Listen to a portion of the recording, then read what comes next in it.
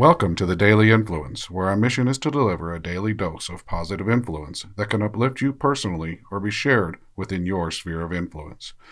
While not every episode may directly apply to your unique circumstances, we strive to provide insights and inspiration relevant to most people's daily, weekly, and monthly lives. Whether you are tuning in during the morning, noon, or night, the Daily Influence is here for you. Listen, share, and embrace the power of influence in your life. Hey everybody, Brian Smith here with the Daily Influence, and today we're going to recap our weeks-long discussion on bias and just kind of unpack it, put it away, and move us forward into our next section next week, which is on communication and effective communication and how that can support us in our best self-quest in being the most positive individual influence we can be, which is our goal here at the I Am Team series. So let's start with unpacking bias. There's three different types of bias that we deal with within ourselves, not the actual biases we have, not the different types of biases that we have towards things, but the different types of biases that we have to deal with, which are conscious biases. That's the ones we know what we prefer or don't prefer. We know what we are biased against or bias for. That's our conscious bias.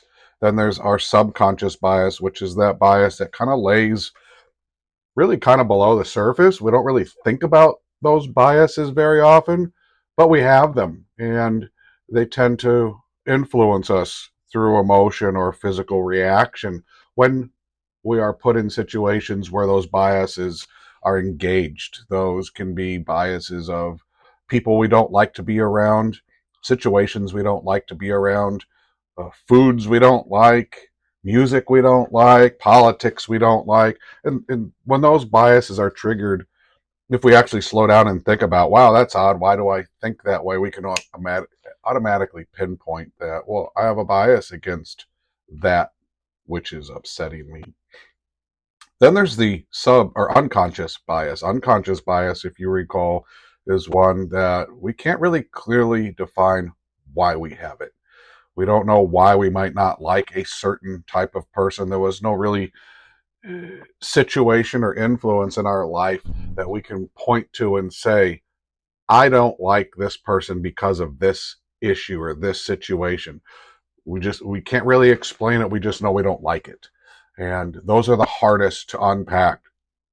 Unconscious biases require generally third-party interaction or support, third-party influence to help us unpack the entire issue, maybe dig a little bit deeper, ask really difficult questions. Also, that person might help us to level out or manage our emotions at the time that are bubbling up for those issues, the physical attributes that come from that. So identifying and understanding these biases is important. Remember, it's an important part of who we are as humans. Our biases are there to protect us. That's why we have them. They're there to try to keep us safe. They've evolved into a more complex psychological issue that we deal with that help us to group ourselves with others, align ourselves in situations where we're the most comfortable, defend ourselves against those things, have self-justification, which may or may not be the right reaction to them. But biases are a natural part of being human.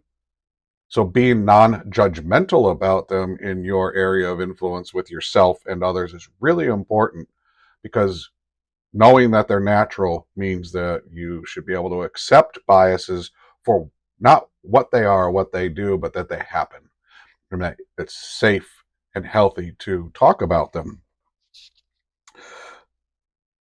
What's most terrifying about them is that uh, uh, learning about them can be scary, can be difficult oftentimes. Looking in the mirror and unpacking ourselves for ourselves, for the betterment of ourselves and others, can oftentimes be a little bit terrifying. Work through that. Again, stay non-judgmental. As we moved into and through identifying these three biases and how they influence us, we got deeper into the identification process, really what drives them, what makes us feel the way we do in these situations. And unpacking that can be difficult, but it's also very healthy and can lead to very positive interactions. When we learn about our biases and we understand how we engage our own biases, but also how we react to other people's biases, we become empowered with ourselves. We become in more control of our emotions and those things that can affect our emotions, which can give us more control over our behavior that is triggered from these biases in these situations.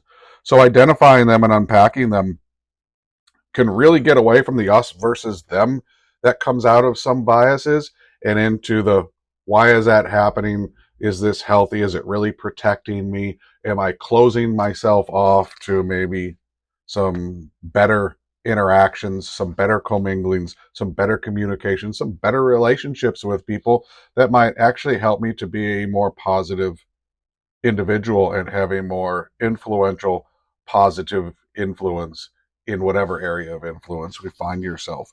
These reactions we have to them is also very important to understand. We talked about the different reactions that we go through.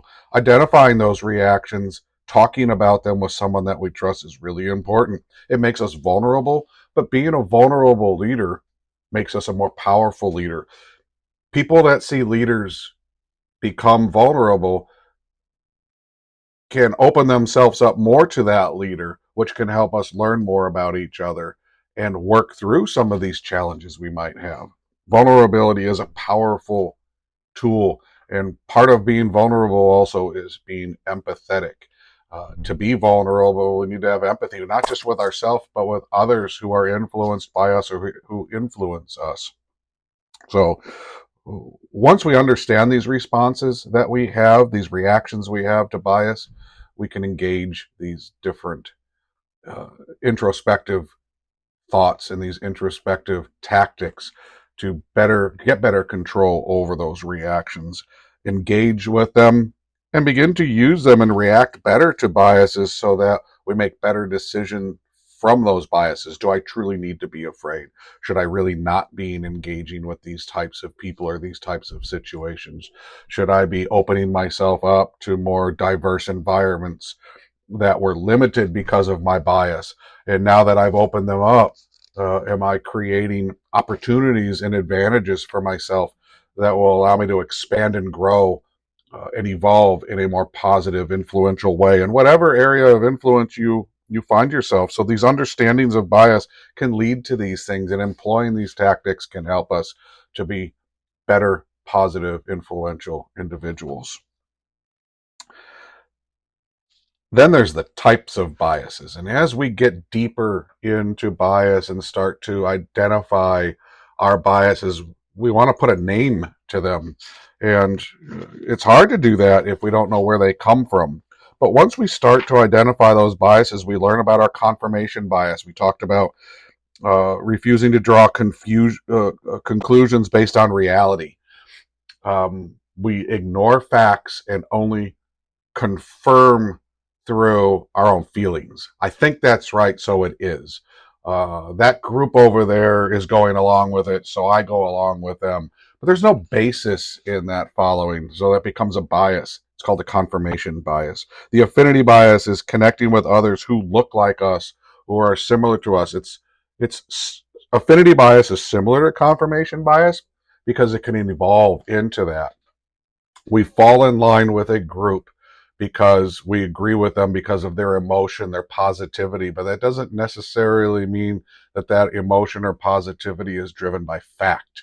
Uh, that turns into affinity bias or similarity bias. And then we have beauty bias, where we find ourselves drawn to people just because of the way they look, the way they dress, the way they aspire to be, their height, their weight.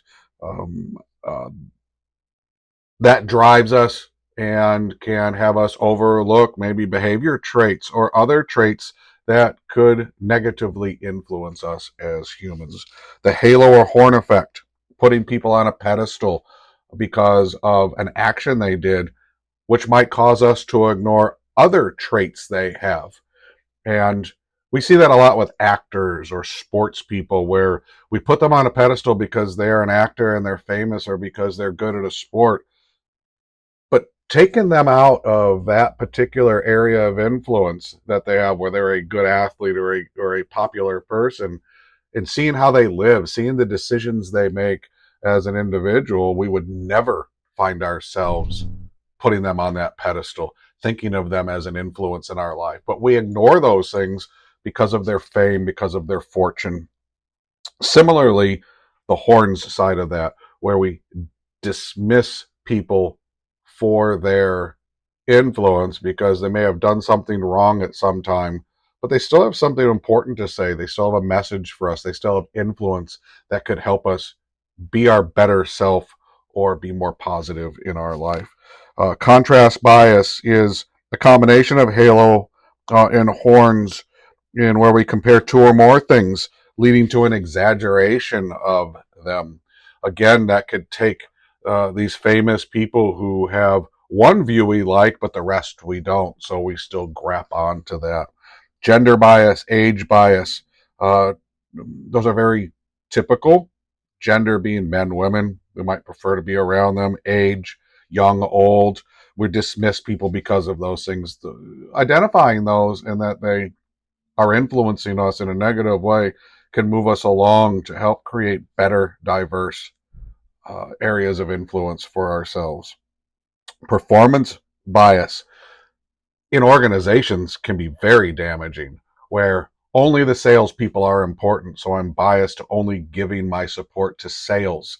But what about all the people who support sales? And if we only support one group of people based on their performance, are we leaving others behind who won't rise with them and grow with them and be able to support them in their growth and in their evolution? And then we outpace them and we create gaps. So performance biases can be very dangerous in organizations or in teams, any team environment. Likability bias, why we like somebody, attribution biases, maternal biases, but the final one is intersectionality, is where we combine multiple biases together to compound the negativity or the positivity of our bias that gets in the way of objective thinking, that can cause us to make very bad decisions sometimes and really restrict our ability to be our best self or our best team self going forward. All of these biases create unintended consequences. We limit our ability to grow. We don't offer us the best opportunity to be our best self. And our best individual self doesn't necessarily mean me, though I always want to be my best self for anyone that I influence, meaning that whenever I insert myself into a group, I'm helping them, that group, be its best self, so that we can achieve whatever common goal we have together. Unintended consequences happen, especially with affinity bias. So affinity bias is having us group together. That comes from our tribe aspects as human, but it can create unintended consequences. Having too many of one kind of person together gives us yes men, or people who only flock together, and we don't get any opposite information. We end up having gaps that get blinded. We don't see those gaps. So the unintended consequences of bias can be that we lose focus, or we have too much focus, and we have that uh, uh, unconscious focus where we miss things. So it's really important to understand that unintended consequences come from our biases. They create gaps and they create opportunities for mistakes to happen, for negativity to fester and grow, and it limits us. It limits us as individuals, it limits us as teams. So unpacking bias is really important for you. Slowing down and going through it, maybe listening to our individual sessions on bias one or two times. It's a very difficult topic. It's very difficult for us to look in the mirror and challenge our biases. It's very difficult for us to get together with somebody who might have opposite biases from us and have objective, non-judgmental conversations. I challenge you to try to do that. Do it with people that you're comfortable with, get good at it, and then expand outward. Bring in more people into these discussions, bring in more diversity into these discussions, help to grow your foundation of influence so that it's more positive. And next, we're going to talk about how to communicate that better, how to be the best communicator you can so that when you're having these discussions that are difficult with self and with others, you can do it with the most positive influence you can. Hope you have a great weekend. I look forward to talking to you again next week.